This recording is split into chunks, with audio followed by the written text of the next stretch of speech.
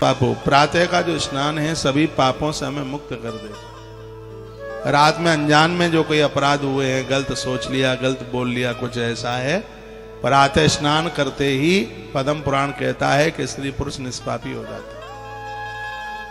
रात को आदमी सोता है, सुबह जगता है तो उसकी देह से 9 नाले चले हैं जिससे वो अपवित्र होता है। तब वो मंदिर नहीं जा सकता, तुलसी फूल नहीं तोड़ सकता। इसलिए स्नान, इसलिए जगने के बाद मलमूत्र के त्यागने के तत्पश्चात पहला काम बताया वो स्नान। स्नान के बिना तो नियम बना लो, चाय भी मत पियो।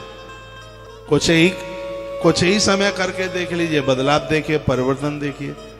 आपका ध्यान इधर हो। कितना सुंदर श्लोक है, प्रातः स्नान निष्पापो। सुबह का जो स्नान है वो हमें निष्पापी बना देता है, हमारे शरीर की शुद्धि कर देता है, हमें मंदिर लायक, पूजा पाठ के लायक बना देता है।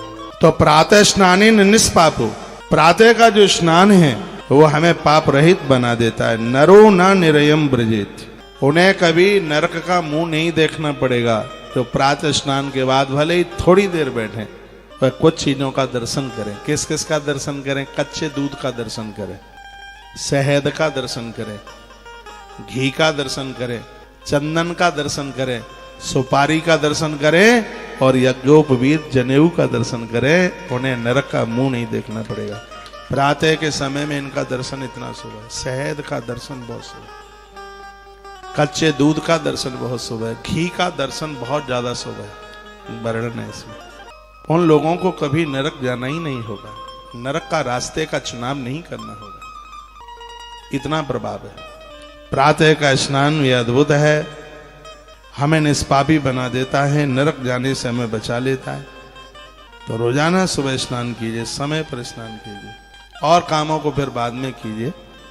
नहाते समय मस्ती आनी चाहिए। शंकर कहते हैं मुझे नलाओ मैं खुश हो जाऊंगा। कोई तो बात होगी निलाने की, देवता निलाने पर खुश होता है। जिस समय आप नहा करके बाथरूम से बाहर निकल करके आते हैं उस समय आप भी आनंदोत्मग्न होते हैं, दिमाग बिल्कुल खाली होता है। स्नान के बाद तत्पश्चात पहला प्रणाम आप भगवान को करते हैं, धरती के सभी देवताओं को प्रणाम लग जाता है।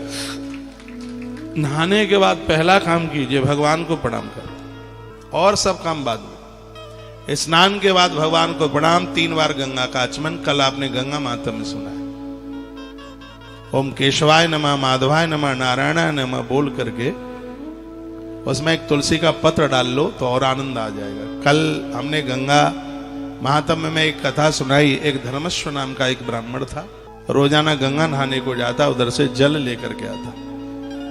कल मैं निवेदन कर रहा था, ऐसी गंगा माँ ही तो है, डुबकी लगाते हैं तब वो हमें महादेव बना देती है।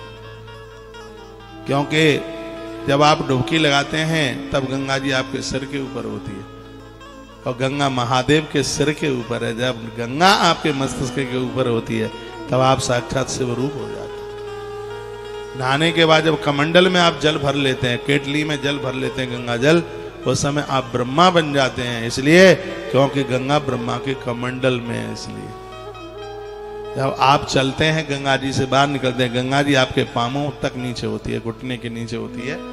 साक्षात आपके अंदर हरि का दर्शन होता है, क्योंकि गंगा मैया हरि के चरणों में बहती है। ऐसे